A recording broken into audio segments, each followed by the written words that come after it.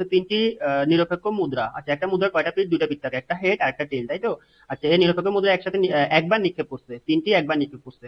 এখন একবার নিক্ষেপ করা হলে বলতে কি কমপক্ষে 2h পাওয়ার সম্ভাবনা আমাদেরকে এখানে কত সেটা দেখতে বলছে। আচ্ছা, এখন 2h পাওয়ার সম্ভাবনা এটা দেখার আগে আমাদেরকে দেখতে হবে এখানে নমুনা বিন্দুগুলো কি হতে পারে, ঠিক আছে? তো তিনটি নিরপেক্ষ মুদ্রা যদি আমরা নিক্ষেপ করে আমাদের নমুনা বিন্দুগুলো হতে পারে, দেখো আমি এখানে খুব সুন্দর করে নমুনা বিন্দুগুলো লিখছি। কয়টা নমুনা বিন্দু দেখো? 1 2 3 4 5 6 7 8। আমরা এটা সূত্রটা আমরা নিজেরা জানি যে এটা সূত্র হচ্ছে কি 2 টু যেহেতু এখানে দুইটা পিঠ 2, যেহেতু তিনবার মারবো এখানে ওটার পাওয়ার হিসেবে 2 দিব, 3 দিব, তার মানে হচ্ছে কি 2 টু দি পাওয়ার 3 সমান সমান 8। তাহলে আমাদের মোট নমুনা বিন্দু হচ্ছে কয়টি? নমুনা বিন্দু বা নমুনা ক্ষেত্র হচ্ছে 8টি।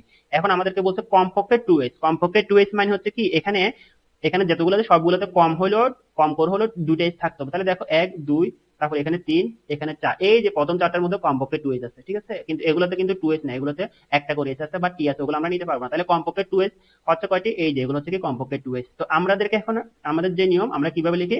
আমরা লিখি যে কি উপরে লিখে আমাদের অনুকূল ফলাফল আর নিচে লিখে আমরা মোট ফলাফল। তাহলে আমাদের উপরে অনুকূল ফলাফল কয়টি? এই যে দেখো 1 2 3 4, উপরে লিখবো আমরা 4 আর নিচে লিখবো আমরা মোট ফলাফল কত? 8। তাহলে এটাকে যদি আমরা হিসাব করি তাহলে আমরা এখান থেকে পাবো 1/2।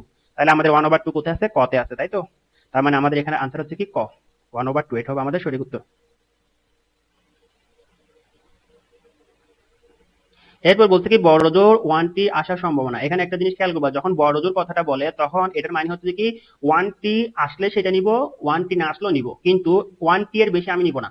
এখানে বড়জোর মানে হচ্ছে কি 1t যদি হয় আমি নিব, 1t যেটাতে নাই সেটাও নিব, কিন্তু 1t বা একটা টি এর বেশি আমরা নিব না, একটা টি এর বেশি যেগুলো আছে ওগুলো নিব না। তাহলে আমরা যদি নমুনা ক্ষেত্রের দিকে তাকাই, দেখো আমাদের এখানে নমুনা ক্ষেত্রের মধ্যে যেগুলোতে একের বেশি টি আছে সেগুলো নিব না। যেমন এখানে একের বেশি টি আছে, এটা নিব না, এটা নিব না, এটা নিব না, এখানে দুইটা টি আছে, এটাও নিব না, দুইটা টি আছে। তাহলে আমাদের একটা টি আছে আলা, এটা আছে, এটা আছে, এটা আছে, তিনটাতে একটা একটা করে টি আছে, কিন্তু এখানে এটা যেটা আছে এটাতে শুধু টি আছে তিনটা, এইচ আছে, টি নাই। তো যেটাতে টি নাই এইচ আছে বড় জোর বললে আমরা ওই এইচটা আলাটা নিব, ঠিক আছে?